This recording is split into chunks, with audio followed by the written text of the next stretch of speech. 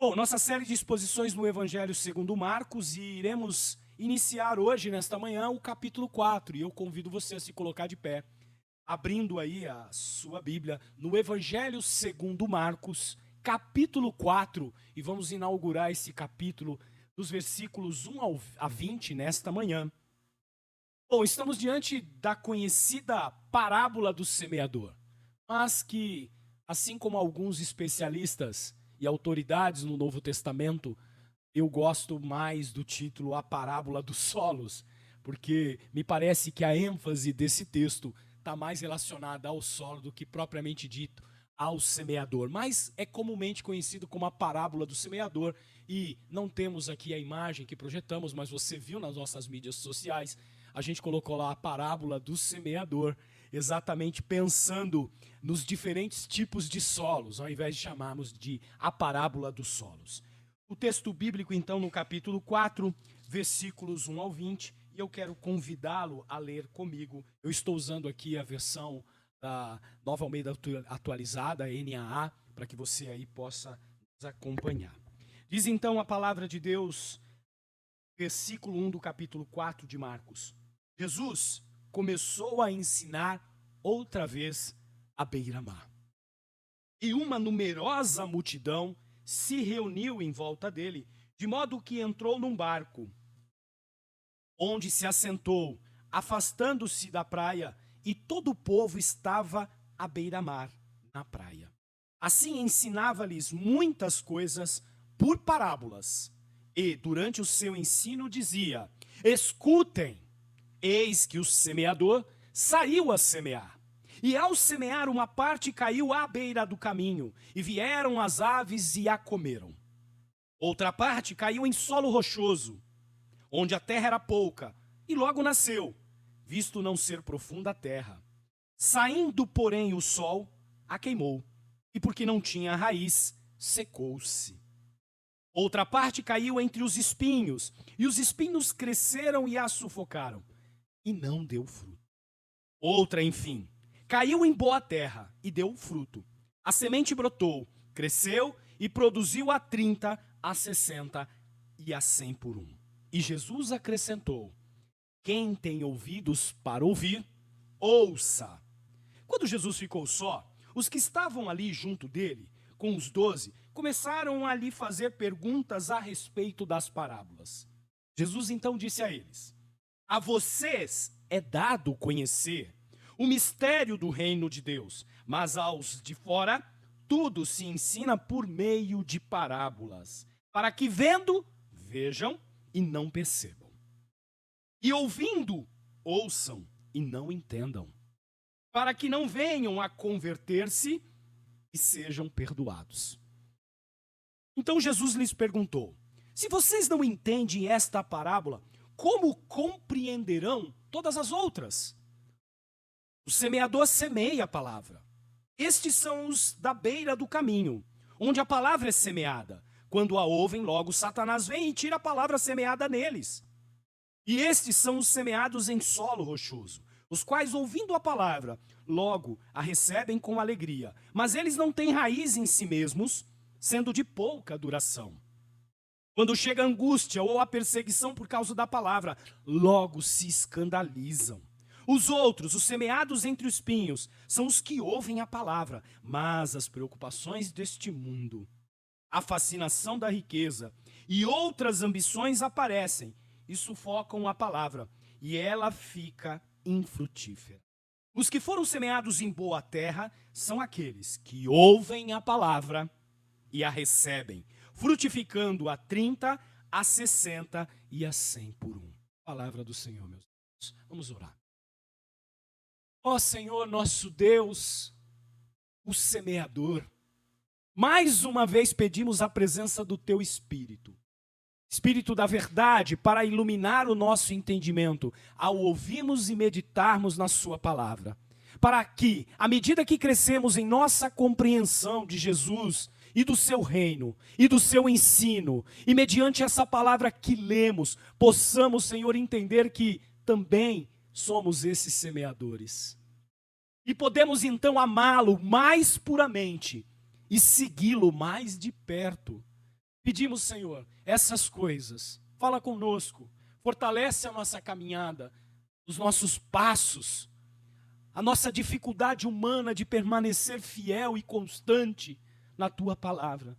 Eu te peço essas coisas, no santo nome de Cristo Jesus, nosso Senhor e Salvador. Amém. Pode se assentar, meus irmãos.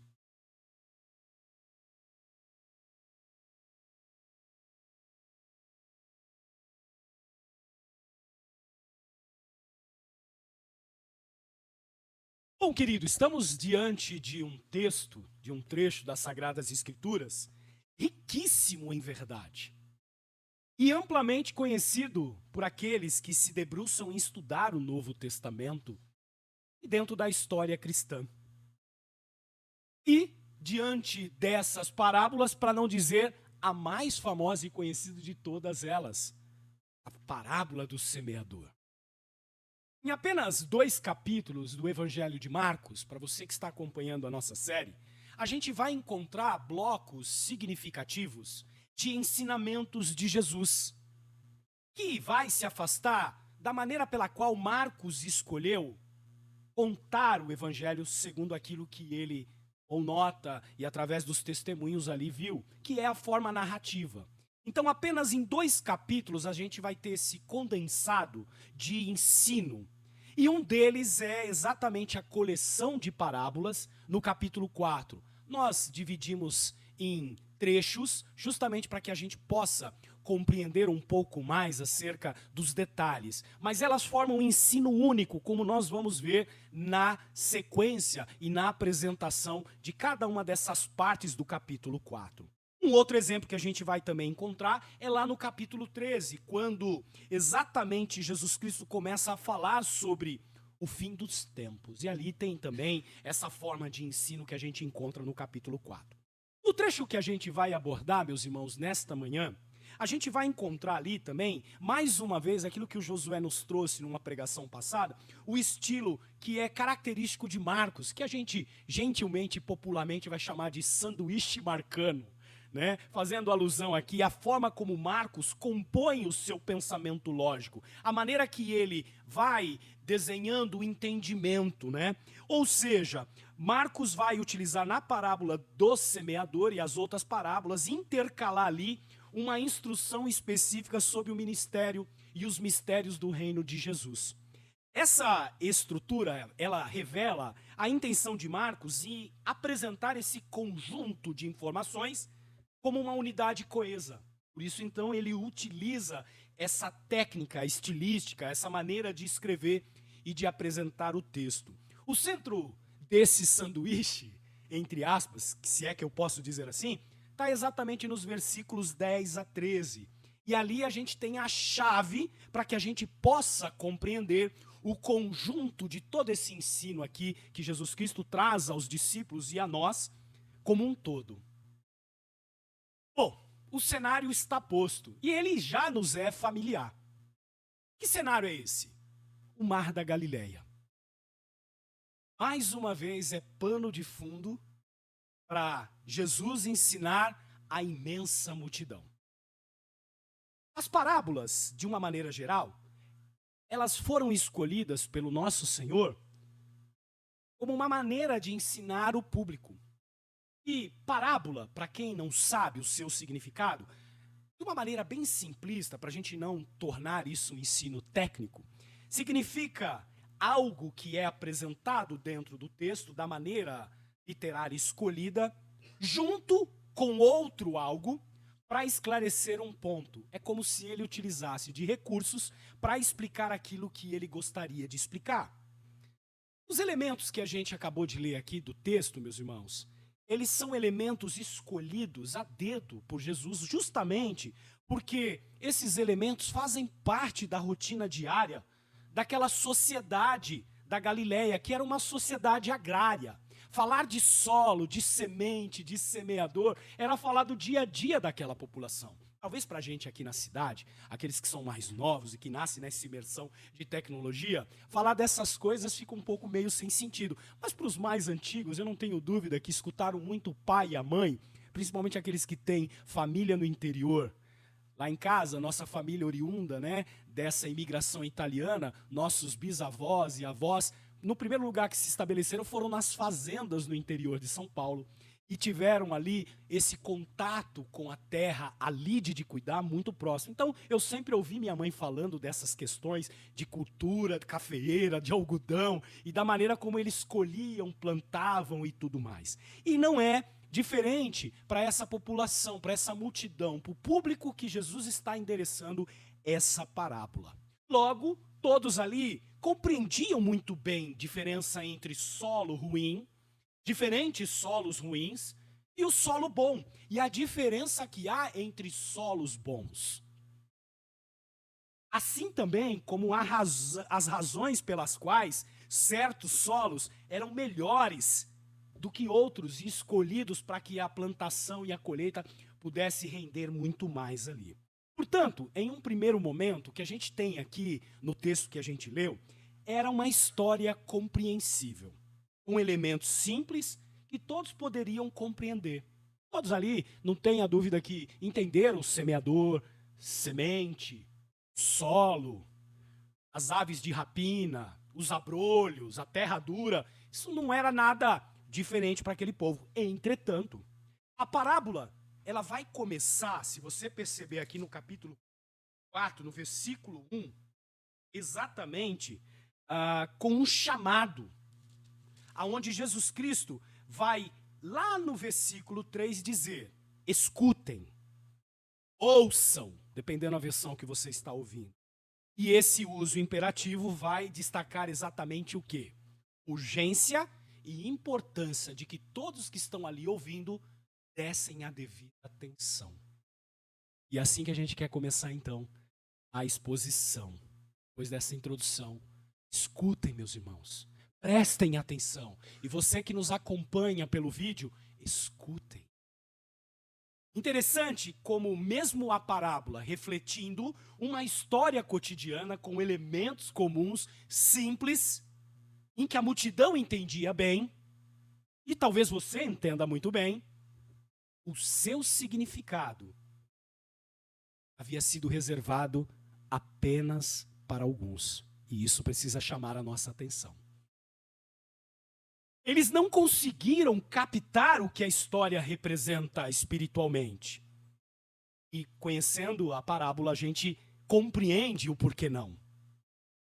O significado daquilo que Jesus estava trazendo àquela multidão, de maneira geral, estava obscurecido para eles. E o que nos chama a atenção aqui, atenção, prestem atenção, tudo isso fora intencionalmente feito. O próprio Senhor havia feito isso, como a gente lê no próprio texto.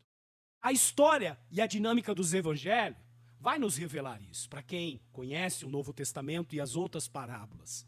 Lembre-se que Jesus Cristo, que nós estamos tratando aqui e apresentando, ele é o Senhor. E nós já tivemos exemplos em Marcos de que ele conhece o intento do coração dos homens, não apenas dos fariseus, saduceus e mestres da lei, mas de todos, inclusive, continua conhecendo o intento do teu e do meu coração. E a palavra de Deus nos lembra que antes mesmo da palavra sair da nossa boca, o Senhor sabe. Então estamos diante do Senhor do universo, não percam isso na mente. Esse é um ponto importante. Deus então sabia o intento do coração daquela multidão. Por isso, intencionalmente, tapou o entendimento e cegou os olhos. E ainda que eles pudessem estar diante de um texto com elementos comuns, eles não entendiam o seu significado. Essas pessoas, a multidão que ali estava acompanhando, eram homens e mulheres que no fundo eram incrédulos. E ali estão apenas baseados exclusivamente naquilo que eles tinham ouvido falar ou vivido nos milagres do Mestre. Uma vez que a palavra de Deus diz que durante o ministério terreno de Jesus, nunca se viu na história, nem antes e nem depois, tantas curas que João vai terminar dizendo que a gente poderia escrever centenas, para não dizer milhares. Afinal de contas, a gente está falando do ministério do Senhor do universo. E se tornou homem, e que andou entre nós. São homens e mulheres caçadores de emoções. Estão ali e o interesse verdadeiro dos seus corações não está no ensino de Jesus. Não está na anunciação daquilo que ele estava falando sobre o reino de Deus ou na sua teologia. Estão ali apenas por aquilo que Jesus pode fazer por eles. Qualquer semelhança na nossa era não é mera coincidência. Esse ponto, meus irmãos, que nós temos aqui no capítulo 4, vai marcar uma virada crucial do ministério de Jesus ali na região da Galileia. A partir desse momento, a gente vai perceber que ele passa a falar exclusivamente em parábolas, para que a multidão, de fato, ali não entenda, e sem explicá-las, eles não vão conseguir entender. Eles veem as imagens, mas não conseguem compreender o significado subjacente às imagens. E isso nada mais é do que a aplicação daquilo que em teologia nós vamos chamar de julgamento já estabelecido por parte do Senhor. Os profetas anteriormente já haviam anunciado a Israel: povo de coração duro, o Senhor está pesando a mão.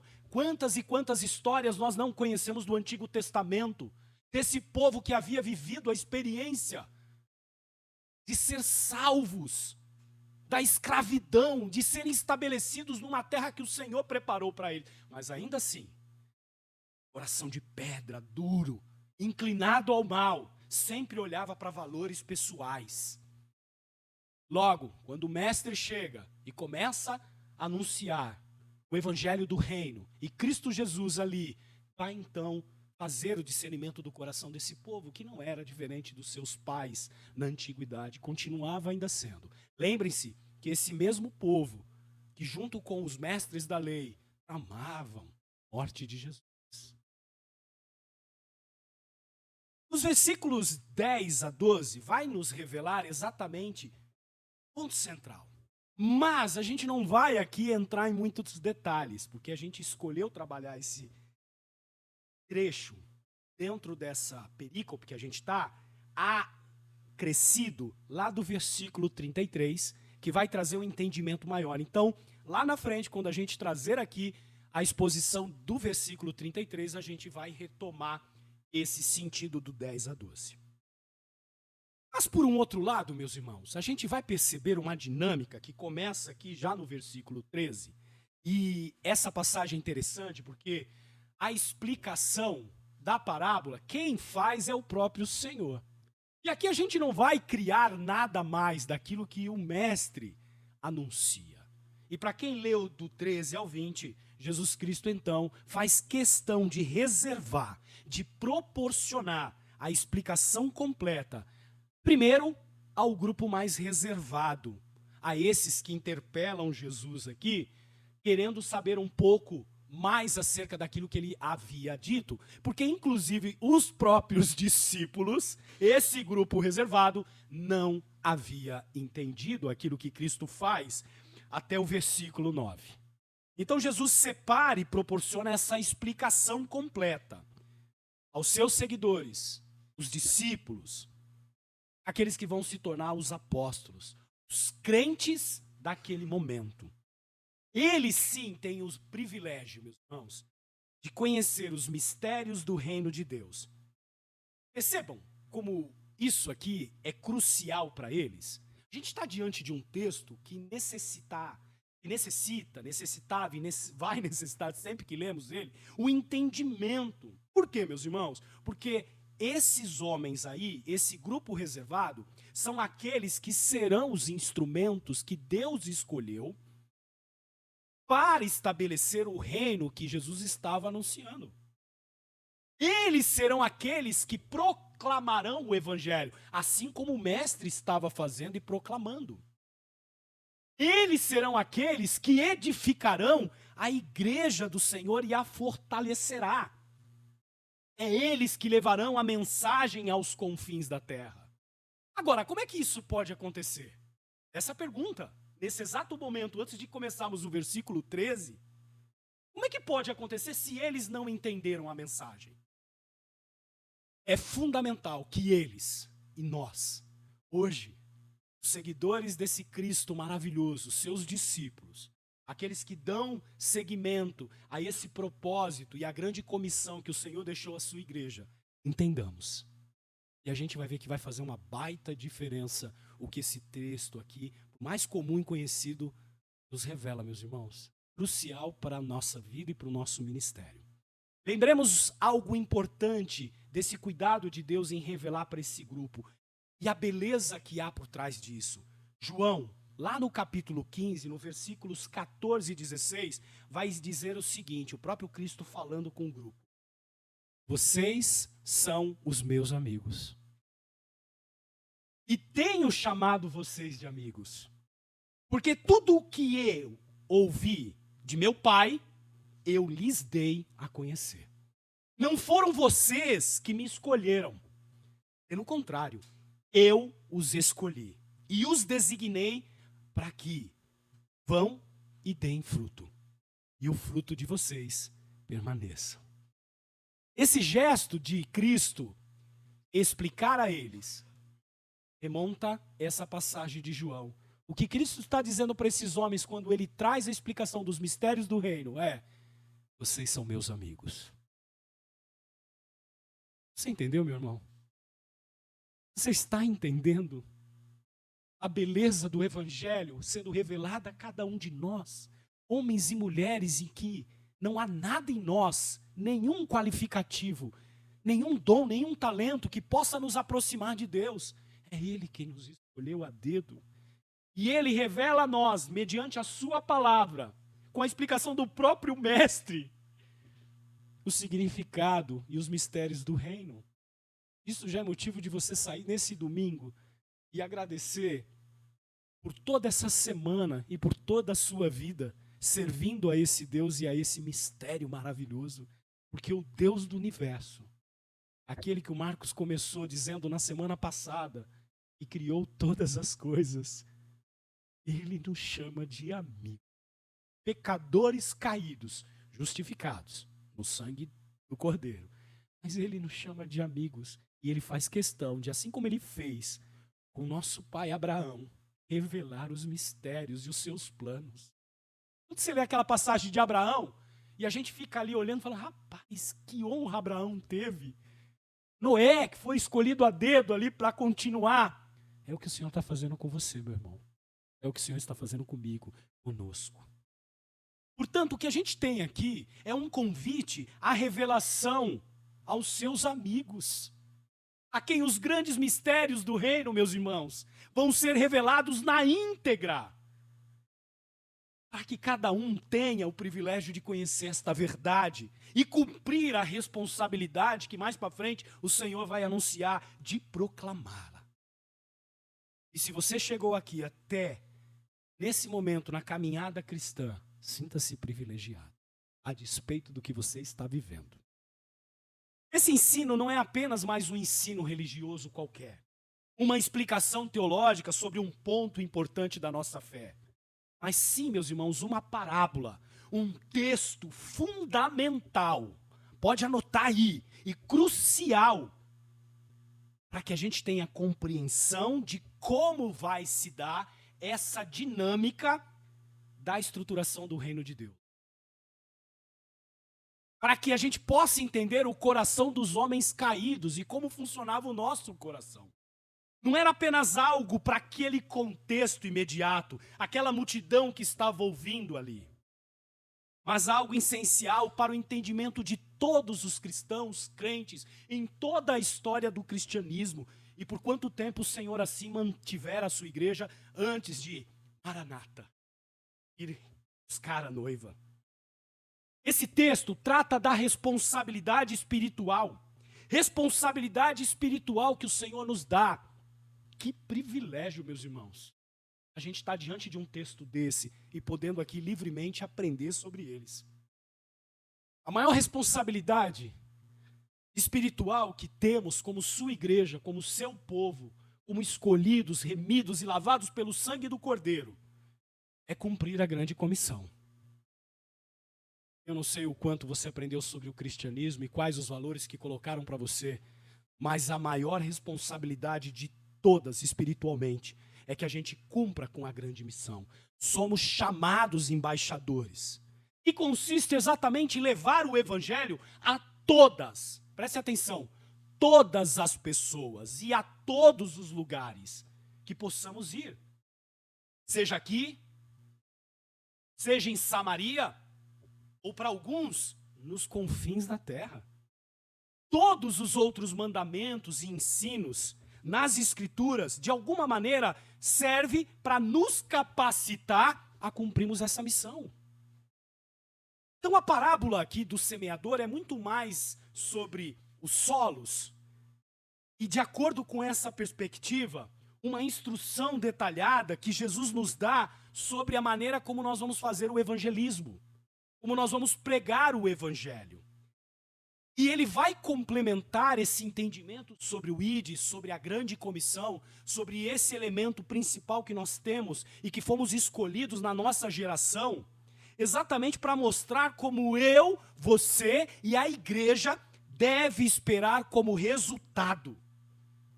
Aqui a ênfase está naquilo que a gente tem expectativa, que é o resultado da pregação do evangelho, do discipulado, do evangelismo, do semear a palavra de Deus. E como nós devemos nos preparar para as diferentes respostas que a gente vai encontrar. Logo, essa parábola, meu irmão, ela é essencial, fundamental para a compreensão da prática do evangelismo. Agora, infelizmente, o que a gente tem visto é que a parábola dos solos é amplamente ignorado por uma grande maioria em muitas partes da igreja do Senhor. E quando ela é finalmente compreendida, a sua interpretação acaba sendo muitas vezes equivocada ou não aplicada corretamente. E o que isso causa? Causa os danos que a gente vê à igreja. Como resultado dessa não compreensão, desse equívoco, a gente tem visto e testemunhado a escolha de estratégias de evangelismo que no final das contas são fúteis, inautênticas, que têm sido eficazes em produzir, meus irmãos, conversões, entre aspas, superficiais, falsas, e a igreja tem insistido nesse tipo de conduta. Nunca na história da igreja a gente viu tamanha eficiência ou ineficiência em gerar falsas conversões, como a gente presencia hoje em dia. Na verdade, meus irmãos, infelizmente a igreja tem sido hábil, sabe no quê? Em semear o próprio joio no meio do campo, resultando em hipocrisia e até mesmo em apostasia. As falsas conversões estão se tornando cada vez mais comuns dentro da igreja, mesmo diante de um texto como esse. Então, se nós compreendemos e aplicarmos corretamente a verdade dessa história, protegeremos de alguma maneira o ensino correto, a ortodoxia da palavra de Deus, contra esses tipos de comportamentos irracionais. E é extremamente importante, meus irmãos, não tentarmos manipular as pessoas de forma ilegítima, especialmente quando se trata de uma conversão religiosa em nome do Senhor Jesus Cristo. Logo, a compreensão dessa parábola, dos ensinamentos que o mestre nos traz aqui, é essencial para a gente regular a nossa expectativa dos resultados na nossa prática evangelística. A explicação dessa parábola, nada mais, nada menos, é feita pelo próprio mestre. E ela começa ali e é fornecida no versículo 13. Diz o texto: Então Jesus lhes perguntou: Se vocês não entendem esta parábola, como compreenderão todas as outras? Bom, está aqui o primeiro ponto que a gente pode extrair. A resposta é clara. O versículo 10, que a gente vai trabalhar com um pouco mais de calma depois, já apontou a resposta. Não, a gente não entende. E como poderíamos entender? Com a natureza caída, depois do Adão e Eva pecarem, Os nossos pais ali, em Gênesis 3,15, o meu e o seu coração, meus irmãos, são propensos ao mal. Tanto que a Bíblia vai tratar os nossos corações como corações duros, imundos, comparando a trapos de imundícia. E que precisam ser renovados. A única maneira de compreendermos, e Jesus sabia disso, é o próprio Senhor nos explicar. E foi exatamente isso que ele fez, é exatamente isso que ele continua fazendo mediante a sua palavra. E no versículo 14, então, ele começa a dizer: o semeador semeia a palavra. Bom, a gente vai perceber de pronto que o texto nada menciona sobre o semeador em si mesmo. Não há adjetivos antes. Ele não quer dizer o bom semeador. Ele também não se preocupa em dizer o semeador inteligente. Tampouco o semeador habilidoso.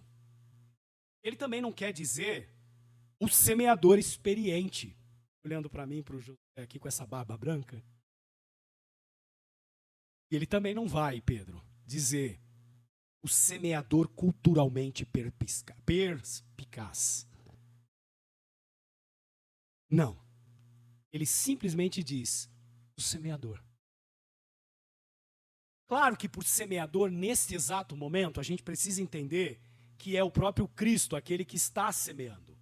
Mas na sequência, o que ele vai dizer é que o semeador são todos aqueles que vão semear a palavra. Os crentes, começando lá pelos discípulos e apóstolos, pais da igreja, seus discípulos e todas as gerações de irmãos e irmãs que ao longo desses 2 milênios têm levado a grande comissão. E louvado seja Deus, como foi lembrado aqui, esse evangelho nos alcançou. Se você perceber na dinâmica do evangelho, logo na frente, o próprio Senhor vai preparar os discípulos para irem semear. E ele vai dar essa tarefa para eles. E alguns vão voltar ali muito aborrecidos com os resultados. E logo essa parábola então vai fazer sentido para eles. Essa é a missão da igreja. Nós somos os semeadores. Simples assim. Logo, todo crente é um semeador da palavra, proclamando o evangelho do reino de Deus. Deveria ser assim. E essa é a chamada para o cristianismo. A parábola também não quer discutir sobre o semeador em si. A ênfase não está na técnica, na habilidade do semeador, mas sim onde e naquilo que ele semeia. É isso que o texto nos mostra. Ou seja, Jesus vai dizer que aquilo que é semeado é a palavra. A boa notícia do evangelho. A boa notícia do evangelho de Deus. A palavra de Deus. A palavra é a semente que o semeador vai semear. Existe apenas uma semente, meus irmãos. E a igreja tem que cuidar dessa semente. E essa semente é o evangelho, a palavra. Paulo vai nos mostrar isso em Romanos, principalmente lá no capítulo 1, no versículo 16, dizendo o seguinte: pois não me envergonho do evangelho, porque é o poder de Deus para a salvação de todo aquele que nele crê, primeiro do judeu e também do grego. Percebam, Paulo está dizendo, o poder está no evangelho, o poder está na palavra. E lá em Romanos 10, 17, ele vai caracterizar isso de uma maneira mais explícita, dizendo, a fé vem pelo ouvir. Ouvir o quê? A palavra. E a palavra de quem? De Cristo. Logo, a semente é a palavra de Cristo, as boas novas do evangelho. Por isso, não há realmente aqui uma discussão sobre o semeador. Todo crente é semeador e também não há discussão e não cabe aqui sobre a semente. Existe apenas uma semente possível. E essa é a mensagem de Cristo. Pensando nos dias de hoje, ou deveria ser. Essa é a história de Cristo. O evangelho é Cristo. E o que nós pregamos? Cristo. Paulo vai declarar também em 1 Coríntios 2:2 que ele decidiu conhecer apenas Jesus Cristo e sua crucificação. E mesmo enfrentando críticas sobre uma pregação simples e sem atrativos pessoais, O que Paulo fazia? Se concentrava na explicação do evangelho, sem se envolver, ainda que tendo habilidade, em complexidades filosóficas, para impressionar as pessoas. Isso fala muito à nossa geração, não é verdade? Em nosso meio, principalmente no meio reformado. A gente não está aqui desprezando o ensino, muito pelo contrário, quem vos fala é um professor. E mesmo aos 50, continuo estudando e aprendendo, e vou ali até quando o Senhor me manter aqui. Mas não é nisso que está a beleza e a riqueza do Evangelho. O Evangelho está na apresentação da palavra que é Cristo. Paulo não vai se meter em complexidades filosóficas. E basta que você abra seu YouTube para ver as discussões e os pontos. E aqui eu não estou falando dos nossos irmãos apologetas, os nossos irmãos filósofos que precisam fazer esse trabalho também para mostrar. Não, eu estou dizendo naqueles que vão se envaidecer desse tipo de conversa vazia. E se você observar a história de Paulo, Paulo não entra nessa. Por mais que ele utilize um discurso ali para tentar chamar a atenção, ele não gasta o tempo dele fazendo isso, ele gasta pregando a Cristo. E Cristo crucificado. E Deus usou poderosamente. Nós temos os resultados desse uso que Deus faz de Paulo e de tantos outros missionários de sua época. Então, assim como Paulo, os apóstolos, os discípulos, meus irmãos, ali da igreja primitiva, como semeadores, eu e você também temos a mesma semente. A semente não mudou, ela não precisa de cor, ela não precisa de um pacotinho fofinho para falar com essa geração mimizenta, para falar com essa geração dodói. A gente não precisa tirar o álcool do metiolate para o metiolate fazer efeito. Muito pelo contrário, meus irmãos, a palavra de Deus é uma só e o nosso dever aqui é pregá-la. Por mais que eu sinta vontade de enriquecer, eu sei que eu não vou enriquecer em nada. Eu vou denegrir, eu vou trazer um peso ruim para a palavra de Deus, se eu não tomar conta da minha vaidade, da minha vontade de me aparecer. A gente tem um exemplo lindo em alguém que eu cultivo com uma autoestima, e que tive o privilégio de conhecer um pouco do trabalho, do lugar onde ele pregou. Marcos também é alguém que nutre aí um respeito muito grande. Estou falando aqui do renomado pastor batista inglês, o príncipe dos pregadores que viveu entre 1834 a 1892, Charles Spurgeon, um pastor batista conhecido e muito respeitado no meio reformado e em tantas outras formas teológicas que nós temos. Ele compartilhava esse mesmo sentimento de Paulo, e esse sentimento que a gente está falando aqui. Na época em que Spurgeon era pregador e tinha um trabalho ali bacana, e fazendo ali o trabalho e cumprindo o ID, a grande comissão, havia ali naquela época um movimento onde a grande maioria das igrejas tinha como hábito chamar as pessoas, fazer um chamado para que essas pessoas se dirigissem em um tipo de uma salinha para conversar com conselheiros. E ele tinha uma aversão por isso tremenda. Depois deles ouvirem a pregação, eles eram conduzidos a ir a uma sala para conversarem com essa pessoa, com esse tipo de conselheiro. E Spurgeon, que enfatizava o papel da igreja com veemência, dizia: não, esse não é o nosso papel, meus irmãos. O nosso papel é levar a todos apenas Cristo. Sem intermediário, sem conselheiros, Cristo, sem explicações rasas, sem explicações fundadas no entendimento humano, com promessas vazias, tentando florear o evangelho. O que nós devemos é Cristo como única esperança da salvação. E ele destacava que o evangelho é pregar Cristo. Portanto, o semeador, representado por todo crente, sabe que a semente é a palavra. É o evangelho de Cristo, e essa é a nossa missão. Resta então agora a gente discutir aquilo que nos versículos 4 a 8 e com as explicações do 15 ao 20, o mestre vai nos trazer quais são os tipos de solo em que essa semente cai. O texto paralelo dessa mensagem, que vai correr ali no evangelho de Mateus e de Lucas, eu vou tomar emprestado um conceito de Mateus. Eu acho que ele foi muito feliz e abençoado, o Espírito Santo conduzindo ele ali. E ele vai descrever, quando ele trata do solo, como coração. E é exatamente isso que a gente verifica aqui no Evangelho de Marcos. Então, quando você vai lá no Evangelho de Mateus, no versículo 19 do capítulo 13, você vai ver ali a descrição do solo como representando o coração humano. Então, cada solo que Jesus cita aqui é um tipo de coração humano. Portanto, a semente que cai no solo é equivalente à palavra, o evangelho sendo semeado no coração das pessoas. Então, a gente tem esse tipo de analogia e aplicação do próprio Senhor na parábola. Então, ao pregar, meus irmãos, o evangelho, a gente vai se deparar, nos dias de hoje, o próprio Senhor Jesus se deparou e os apóstolos e discípulos e toda a igreja primitiva, na Idade Média, agora nos tempos modernos, a igreja vai se deparar com diferentes tipos de coração ou de corações. É extremamente importante que eu e você entendamos isso. O Senhor então vai nos apresentar no versículo 15 o primeiro desses solos, o primeiro coração, que é um solo que está à beira da estrada.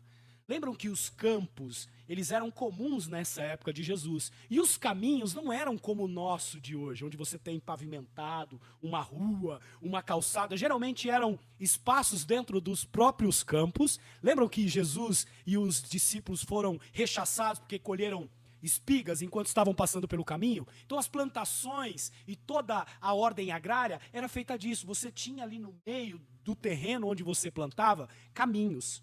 E esses caminhos eram caminhos feitos de maneira em que o solo era batido. E quando você bate, e naquela região de Israel que não tem muito a cultura da chuva, não tem muito a incidência de chuvas, esses terrenos ficavam duros, batidos. Não era um terreno muito apto a fazer a semeadura. E a alusão aqui é a palavra lançada, e que, de alguma maneira, essas sementes encontravam-se nesses caminhos. E quando o semeador fazia o movimento de semear, provavelmente muitas dessas sementes caíam nessa terra. Caminhos que eram abertos ao longo dos campos semeados. Um terreno batido e que se tornava cada vez mais duro. Pois bem, meus irmãos, assim é o coração de muitas pessoas. Semeamos, mas encontramos corações endurecidos. Logo, essas pessoas, a exemplo do versículo 15, têm essa semente arrancada por Satanás, sendo utilizado aqui um pouco antes como a ave de rapina. E encontra um terreno duro. A semente, então, não vai adentrar no solo e não vai fazer o processo que o Marcos tão gentilmente tentou nos explicar aqui no início e na abertura desse culto. Paulo, em 2 Coríntios, capítulo 4, versículos 3 e 4, vai nos dizer que: mas se o nosso evangelho ainda está encoberto, usando uma outra analogia, é para os que se perdem que ele está encoberto, nos quais o Deus deste mundo cegou o entendimento dos descrentes. E lá, em 1 Coríntios 1,18, novamente ele vai afirmar o seguinte: certamente a palavra da cruz, a semente lançada, fazendo aqui um aponto com a mensagem de hoje, é loucura para aqueles que se perdem. Não faz sentido a semente nesse chão batido. Um solo descrito como aqueles cujas mentes, meus irmãos, estão cegadas por Satanás. Portanto, Satanás vem e arranca a verdade antes mesmo que ela penetre e possa germinar. O segundo tipo de solo a gente vai encontrar nos versículos 16 e 17, que é chamado de solo rochoso. Esse solo, muito comum naquela região, muito típico para quem já esteve em Israel, vai se deparar com isso até os dias de hoje. É um solo que faz alusão aos corações das pessoas que ouvem a palavra, que recebem a semente, com um tipo de alegria imediata, mas que não possuem raízes profundas. Suas reações são temporárias. E assim que surgem, o texto vai dizer, as aflições, as perseguições por causa desta semente da palavra, eles se desviam imediatamente. Corações rochosos, a exemplo de um solo rochoso. A semente entra, começa a germinar, e quando a raiz vai buscar sustentação para poder crescer ali a cultura, ou poder crescer o tipo de fruto ou de árvore que vai ser gerada dessa semente, ela encontra o solo rochoso e ela não cresce. E a semente, então, faz isso. Hoje pela manhã eu tive uma experiência dessa, num vasinho pequeno ali, quando eu aguava as minhas plantinhas. E uma delas estava com a semente, com as raízes muito pequenas, num potinho assim. Logo percebi que é momento de trocá-la, para que ela possa entrar em um vaso mais profundo e ali encontrar, então, sustentáculo para poder resistir aos ventos e à situação dela nessa planta. Essas pessoas ouvem a palavra como um tipo de alegria imediata. É verdade, elas germinaram. Mas elas não têm raízes profundas. São reações temporárias. E assim que vai surgindo as aflições, essas perseguições, o que essas pessoas fazem? Se desviam rapidamente. E aqui Jesus está nos alertando sobre o mal dessa nossa geração. O imediatismo, o atalho, decisões tomadas no calor das emoções. E é isso que muitas vezes marcam as nossas decisões. Decisões espirituais, decisões profissionais, decisões das mais diferentes ordens. Deixamos nos levar pelo imediatismo. No calor das emoções, antes de criarmos as raízes que lá na frente sentiremos falta. Conversões temporárias, e a gente aqui na igreja precisa estar ciente de que isso acontece. E a gente vai lidar com isso durante toda a dinâmica da igreja. Essas pessoas, com esse tipo de coração, com esse tipo de solo, são superficiais em suas respostas ao serem semeadas. Um tipo de falso convertido que reage emocionalmente, mas que não considera o custo da jornada. Quando Mateus vai nos trazer a palavra de Jesus Cristo que fala sobre planejamento, dizendo o seguinte: qual a pessoa que vai estabelecer uma ponte e não faz o cálculo se vai ter dinheiro suficiente para terminar a ponte? Estabelece ali os alicerces, mas logo acaba o dinheiro. O que vão fazer dela? Vão rir dela, porque ela não planejou. É disso que o texto está dizendo. Essas pessoas não consideram o custo da jornada. E muitas vezes o culpado de semear esse joio somos nós, que não falamos disso. E então o que elas estão? Como a multidão, em busca de satisfação pessoal. Geralmente quando termina o movimento de bênçãos, de milagres prometidos, elas se vão em busca de mais milagres e bênçãos. E esse movimento é contínuo.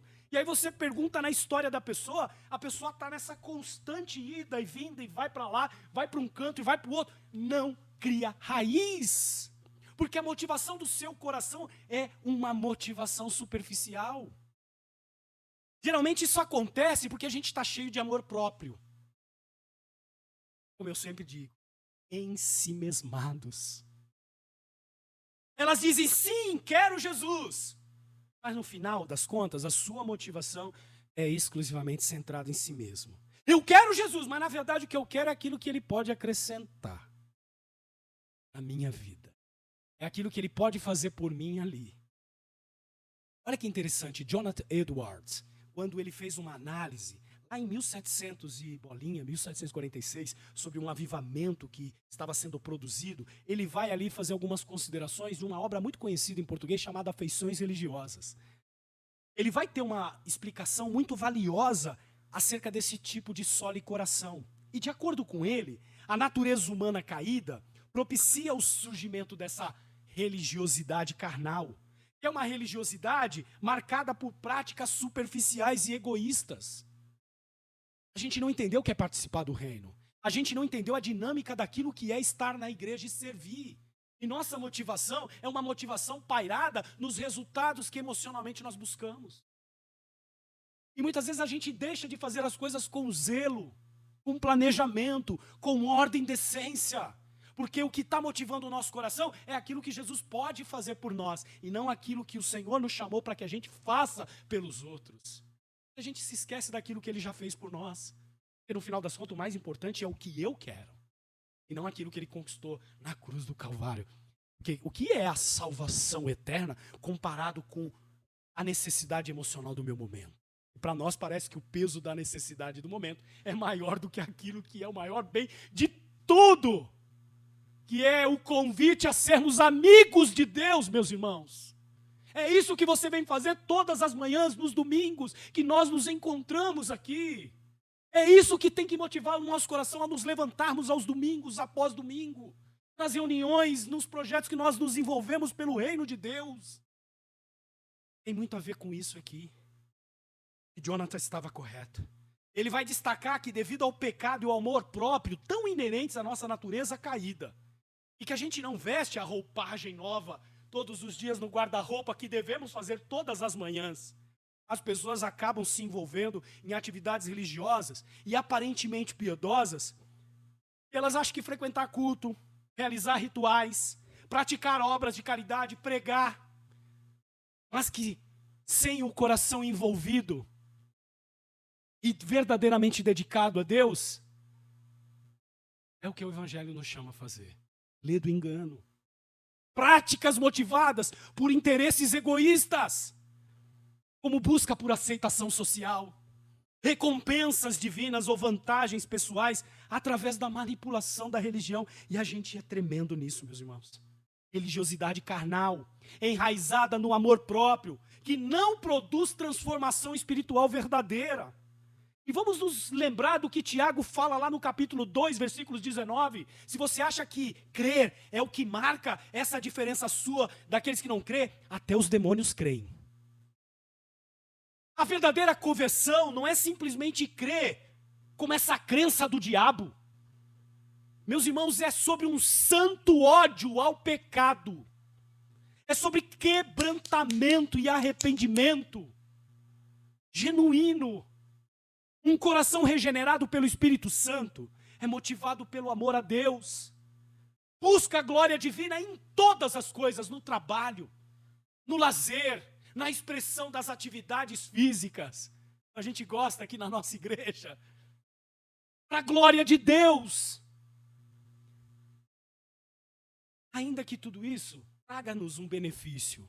E não há nada de errado nisso, desde que não seja o centro do nosso coração. Percebam que Jesus aqui nos alerta, e mesmo diante de uma apresentação correta do Evangelho, a gente vai semear a semente, e muitas delas vão cair no solo duro, no solo rochoso. Infelizmente, não entendendo essa realidade, meus irmãos, muitos ao longo da história da igreja vão tentando adaptar o Evangelho a essas circunstâncias dessas pessoas e desses corações.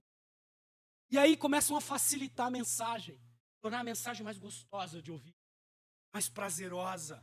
Afinal de contas, a gente precisa reescrever o Evangelho, como diz uma artista famosa, tirar toda a questão de guerra, de ódio, e falar do que é amor. O Deus amor, né, Marcos? Não o amor de Deus, que é justo, e que odeia o pecado e o pecador, sim, mas que consegue, pela graça, chamar aqueles que Ele tem para Ele, mediante o sacrifício do Cordeiro. Uma mensagem fofa, parafraseando o treino fofo, né, Pedro?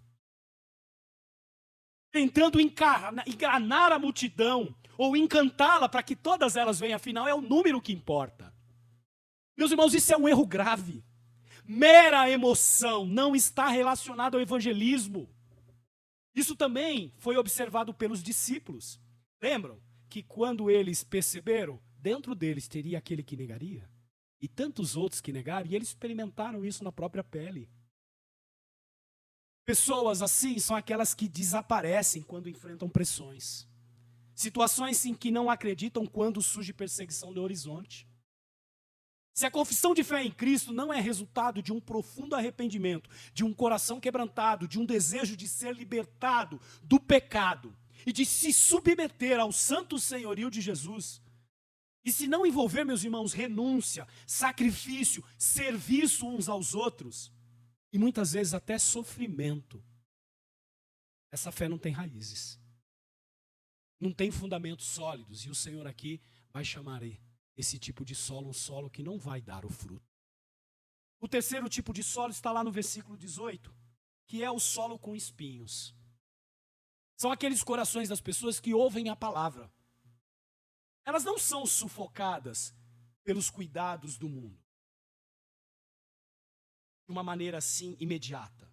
Mas elas vão ser seduzidas pouco a ponto de ficarem sufocadas. Elas germinam, elas criam raízes, mas o que elas fazem? Elas permitem que no mesmo solo as ervas daninhas sejam nutridas, cresçam com elas. Então, no primeiro momento, elas não são sufocadas, mas esse cuidado excessivo das coisas do mundo, da sedução das riquezas, do poder e dos desejos próprios, em si mesmados, vão fazer com que a semente seja sufocada. A imagem dos espinhos é poderosa, representando as preocupações e interesses mundanos que ocupam o coração dessas pessoas. Pessoas assim não têm uma resposta superficial baseada só em emoção, ou vontade própria impulsionada pelo amor. No entanto, quando a gente observa um pouco mais de perto, com a caminhada, com o discipulado, a gente percebe que o arrependimento delas não é completo. Elas querem a salvação, querem Cristo e o reino, mas também desejam o mundo, as riquezas e as outras coisas. E acaba se tornando uma luta de interesse duplo. Jesus deixa claro que não é possível servir a Deus e às riquezas, ao dinheiro simultaneamente. Lembra lá do jovem rico, lá em Mateus, capítulo 19? Ele veio a Jesus perguntando o que precisava fazer para entrar no reino. Jesus vai dizer para ele: abra mão de todas as suas riquezas. Porque Jesus já tinha visto no coração dele espinho que crescia, as ervas daninhas que ele nutria, junto com a vontade de querer andar com o mestre. Porque ele sabia que o que governava o coração daquele jovem era um ídolo, e não a vontade de estar com o Senhor. Então, a exemplo do jovem rico, meus irmãos, essas pessoas aqui, representadas por esse tipo de solo, representam um desafio, porque estão divididas entre o seu desejo por Deus e o seu desejo pelo mundo. A luta entre os valores do reino de Deus e as tentações mundanas, meus irmãos, podem sufocar a palavra de Deus e torná-la infrutífera na vida dessas pessoas.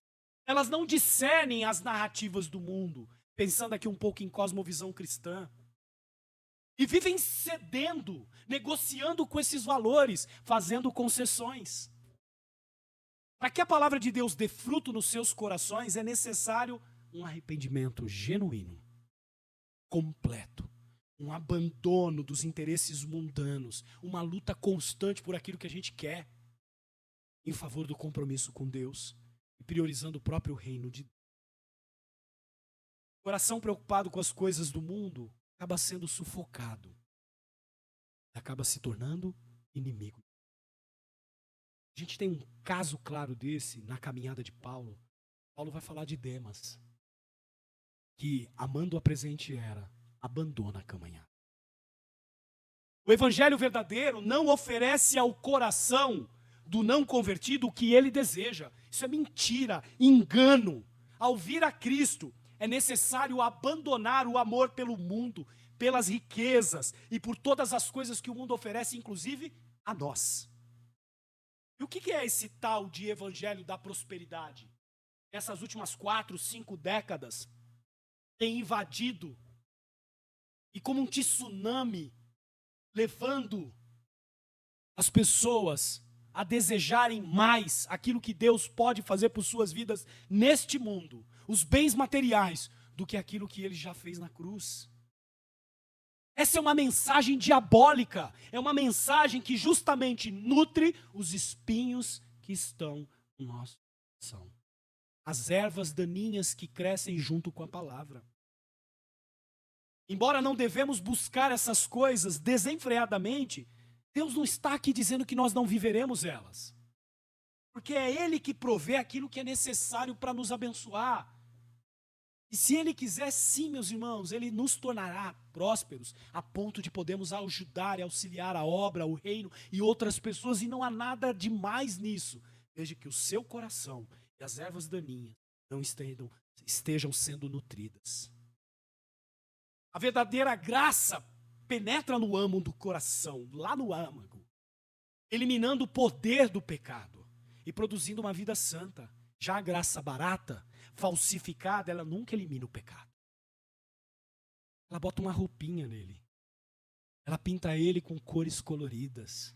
Ela torna ele socialmente aceitável, doce ao ouvir.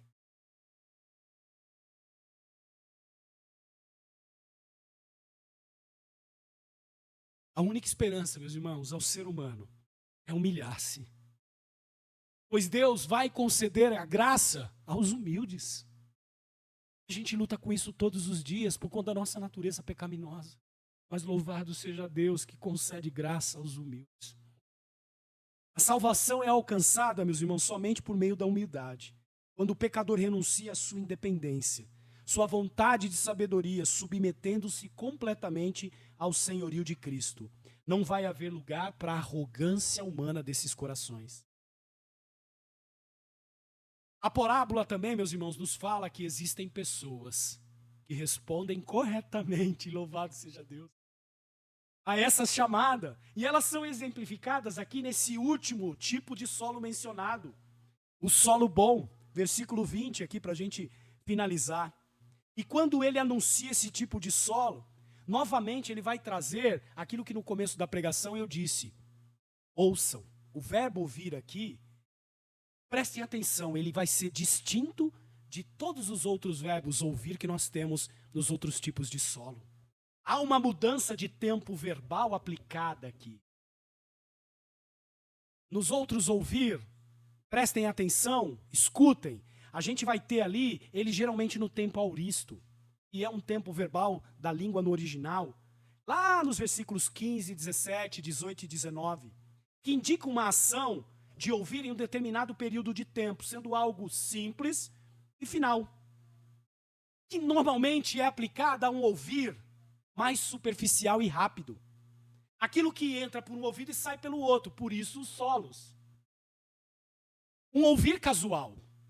Se a gente pudesse fazer aqui uma análise desse tempo verbal dos verbos ouvir nesses tipos de solos. Agora, repentinamente, o tempo verbal utilizado aqui é substituído pelo tempo presente. O que isso significa? Que o ouvir agora é contínuo e sem interrupção. Em oposição àquele ouvir distraído e desatento. As pessoas engajadas aqui nesse quarto tipo de solo, chamado de terra boa, são os que pertencem a esse círculo íntimo. Aqueles que ouvem e recebem. E, consequentemente, dão uma boa colheita. Essas são as verdadeiras marcas dos discípulos de Jesus. Um ouvir responsivo, que vai produzir o quê? Uma colheita milagrosa. A boa terra, o bom coração, são aqueles que ouvem a palavra e aceitam, e dão fruto, produzindo 30, 60 e 100 por um. São pessoas dispostas a se humilhar, serem quebrantadas em seus corações, meus irmãos. Elas não apenas desejam o céu e a salvação, mas elas desejam também ser libertas das amarras e do poder dominante do pecado que impera em nós a cada dia. Elas anseiam por uma vida de retidão e santidade. Agora, isso não é algo natural. O terreno bom não é algo natural nessa parábola.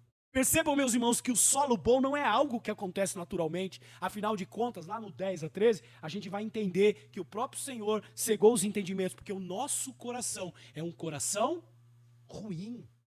É uma terra ruim. Logo, quem tem poder para transformar o nosso coração em coração bom, em terra boa, só é um. Aquele que transforma o coração duro em coração de carne. É aquele que está sendo ofertado para nós continuamente pela graça do Senhor Cristo Jesus, que é o seu próprio sacrifício. Lá em Deuteronômio 36, a gente vai ver uma promessa que Deus diz assim: eu irei circuncidar o coração do meu povo, para que eles possam me amar. Dentro de Deus. Provérbios 29 diz: quem é que pode purificar o próprio coração? Reconhecendo que ninguém pode fazê-lo. Portanto, meus irmãos, nesta manhã, solo bom, representado pelo coração humilde e quebrantado, ele tem que seguir o exemplo de Davi. E lá no Salmo 51, versículo 10, reconhece o miserável homem que é, e diz assim: cria em mim, ó Deus, um coração puro. Eu sou incapaz disso, Senhor. O mal que está em mim opera de tal maneira que eu esmurro. E aquele bem que eu preciso fazer eu não faço, mas o mal que eu não quero flui. A grande lição dessa parábola é que os resultados serão sempre sobrenaturais. O solo duro, o solo rochoso, as ervas daninhas nunca frustrarão o propósito divino. Para terminarmos, apesar das respostas iniciais desencorajadoras e da aparente significância do trabalho dos discípulos, eles precisariam entender que era o Senhor que realizaria coisas surpreendentes e inexplicáveis nele, a ponto da conversão e o resultado da semeadura deles seriam exponenciais. O livro de Atos nos mostra isso. Você é resultado dessa colheita. Você é resultado dessa semeadura. Essa lição também vai ser ilustrado ali na parábola de Mateus 20, em que os trabalhadores, cada um trabalha uma quantidade de horas, um mais, outro menos, e todos recebem a mesma paga. Logo, meus irmãos, no reino de Deus, não se trata de quantidade, como alguns andam por aí espalhando, acreditando que igreja com propósito é igreja com números. Mas sim de uma fidelidade ao chamado verdadeiro do Senhor. Se Ele quiser, Ele pode acrescentar o resultado dessa semeadura. Deus determina os resultados, sejam 30, sejam 60 ou 100 vezes mais. O importante é que eu e você sejamos fiéis ao nosso chamado, como igreja, confiarmos em Deus para o crescimento e os resultados é acrescentar. E você, meu irmão, como anda o seu coração diante da palavra? Que tipo de coração você se enquadra nesse momento? Feche os teus olhos. Poderosíssimo Senhor, Deus maravilhoso, obrigado pela tua palavra e pela maneira que o Senhor nos prepara para lidarmos com as pessoas deste mundo. Obrigado, Senhor, porque nós sabemos que não é na nossa estratégia, nem tampouco nas nossas artimanhas, ou naquilo que a gente planeja, mas sim, é sobrenatural e é no seu poder que a semente será lançada em corações, em solos bons. Nos ajuda, Senhor, a ter discernimento de lidarmos com esses variados tipos de solo e não insistimos naquilo que a tua própria palavra nos apresenta como algo que não vai gerar fruto, Senhor. E possamos, ó Pai, com discernimento, cuidarmos do teu povo.